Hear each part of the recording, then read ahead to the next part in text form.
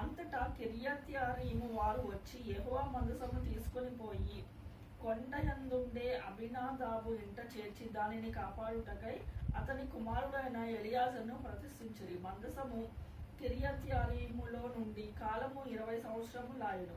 ఇశ్రాయేలందరూ యెహోవాను అనుసరించి దుఃఖించుచుండగా ఇశ్రాయేలు అందరితో ఇట్లనెను, మీ పూర్ణ హృదయంతో యెహోవా యొద్దకు మీరు మళ్ళు కొనిన ఎడల అన్య దేవతలను అష్టారోతు దేవతలను మీ మధ్య నుండి తీసి పట్టుదల కలిగి యెహోవా తట్టు మీ హృదయములను త్రిప్పి ఆయనను ప్రేమించుడి.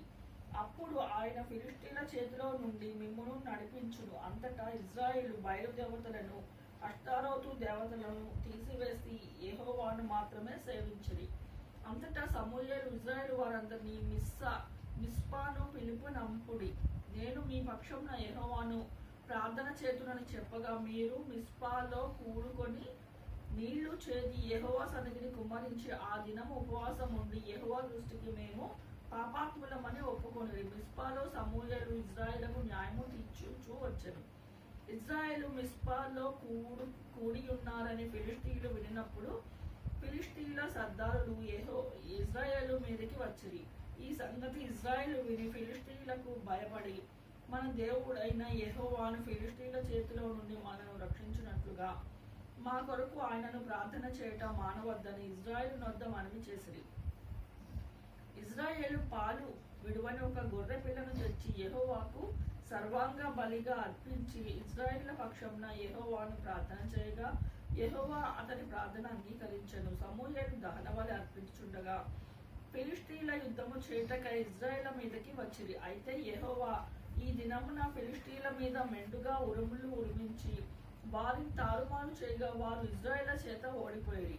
ఇశ్రాయేలు మిస్పాలో నుండి బయలుదేరి బెత్కారు వరకు ఫిలిష్తీయులను తరిమి హతము చేసిరి. అప్పుడు సమూయేలు ఒక రాయి తీసి మిస్పాకును షెనూకును మధ్య దానిని నిలిపి ఇంతవరకు యెహోవా మనము సహాయము చేసనని చెప్పి దానికి ఎబినేజరు అను పేరు పెట్టెను. ఇలాగున్న ఫిలిష్తీయులు అనుపబడిన వారే ఇశ్రాయేలు సరిహద్దులోనికి తిరిగి రాక ఆగిపోయిరి. సమూయేలు ఉండిన దినములన్నిటినీ యెహోవా హస్తము ఫిలిష్తీయులకు విరోధముగా ఉండెను. మరియు ఫిలిష్తీయులు ఇశ్రాయేలు యుద్ధ నుండి పట్టుబడిన పట్టణములు ఇశ్రాయేలుకు తిరిగి వచ్చెను. ఎక్రోను నుండి గాతు వరకు ఉన్న గ్రామములను వాటి పొలములను ఇశ్రాయేలు ఫిలిష్తీయుల చేతిలో నుండి విడిపించిరి. మరియు ఇశ్రాయేలుకు అమోరీయులకు సమాధానము కలిగెను.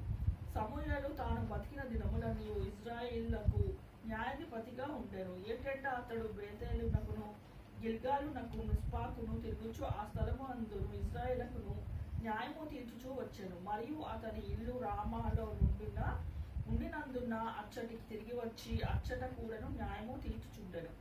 మరియు అతడు అక్కడ యెహోవాకు ఒక బలిపీఠము కట్టెను.